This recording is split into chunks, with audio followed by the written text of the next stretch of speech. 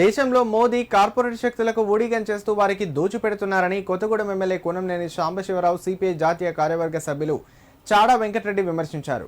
అదానీ ముడుపులతో కోట్ల రూపాయలు సంపాదిస్తే అమెరికా ప్రభుత్వం అరెస్టు చేయాలని వారెంట్ జారీ చేసిందని తెలిపారు. లగచర్లలో రైతుల భూముల్లో ఫార్మాసిటీ ఏర్పాటు చేయడాన్ని వ్యతిరేకిస్తున్నామని, గిరిజనుల భూములు ప్రభుత్వం వారికే అప్పగించాలని డిమాండ్ చేశారు. అరెస్టు చేసిన గిరిజన రైతులను వెంటనే విడుదల చేయాలని డిమాండ్ చేశారు. సిద్దిపేట జిల్లా కేంద్రంలోని ఎడ్ల గురువారెడ్డి భవన్లో సిపిఐ తెలంగాణ రాష్ట్ర కార్యదర్శి కొత్తగూడెం ఎమ్మెల్యే కూనంనేని సాంబశివరావు సిపిఐ జాతీయ కార్యవర్గ సభ్యులు చాడా వెంకటరెడ్డి మీడియా సమావేశంలో మాట్లాడారు. రాష్ట్రంలో శాంతి భద్రతల సమస్యలు రేకెత్తించే విధంగా కొన్ని పార్టీలు చర్యలు చేపడుతున్నాయన్నారు. హైదరాబాద్లో బీజేపీ హిందూ ముస్లింల మధ్య గొడవలు సృష్టించే ప్రయత్నం చేస్తుందన్నారు. ఫార్మాసిటీ జనావాసాలు లేని చోట ఏర్పాటు చేయాలన్నారు. బీఆర్ఎస్ నాయకులు R&R కాలనీ వాసులకు అన్యాయం చేసి ఇప్పుడు నీతి వ్యాఖ్యలు వల్లిస్తున్నారని విమర్శించారు. కాంగ్రెస్ ప్రభుత్వం గత బీఆర్ఎస్ ప్రభుత్వం చేసిన తప్పులను రిపీట్ చేయవద్దని, ఇచ్చిన హామీలు అమలు చేయాలన్నారు. సిద్దిపేట జిల్లాలో పార్టీకి పూర్వ వైభవం తీసుకొస్తామన్నారు.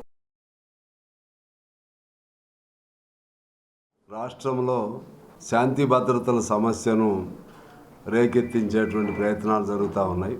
ఒక అభద్రతా భావాన్ని కల్పించే ప్రయత్నాలు జరుగుతూ ఉన్నాయి.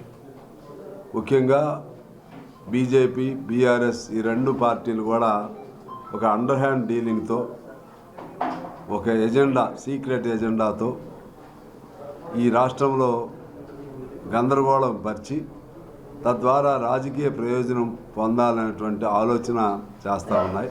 హిందూ ముస్లింల ఘర్షణను రేకెత్తించేటువంటి ఆ కుట్రలు కూడా బీజేపీ వాళ్ళు పైనుంచే ఆ కుట్రలు కూడా చేస్తూ ఉన్నారు. ఈ లగ్చర్లకు సంబంధించి, ఫార్మాసిటీకి సంబంధించి సహజంగానే వ్యవసాయ భూములు పోకూడదనేది ఆలోచన ప్రతి రైతుకు ఉంటుంది. అదే పద్ధతుల్లో గిరిజన రైతులు ఎక్కువ ఉన్నారు. దాన్ని ఆసరాగా తీసుకుని ఒకళ్ళిద్దరు కూడా రెచ్చగొట్టే వాళ్ళు కూడా ఈ బీజేపీ, బీఆర్ఎస్ వాళ్ళు కూడా ఉన్నారు. నరేంద్ర మోడీ ప్రధానమంత్రిగా బాధ్యతలు చేపట్టిన తర్వాత కార్పొరేట్ శక్తులకు ఊడిగం చేస్తూ, విచ్చలవిడిగా సహజ వనరులను దోచిపెడుతూ, నీరవ్ మోడీ ఏడి, విజయ్ మాల్యా ఎక్కడున్నాడు, కానీ ఆదాని నిజ స్వరూపం చూస్తూ ఉంటే మరి ఆ దేశం నుంచే అక్కడ ప్రభుత్వమే మరి ఆదానికి హెచ్చరిక చేసే పరిస్థితి. అంటే ముడుపులు బాగా కోట్ల రూపాయలు డబ్బులు ఇచ్చినారు.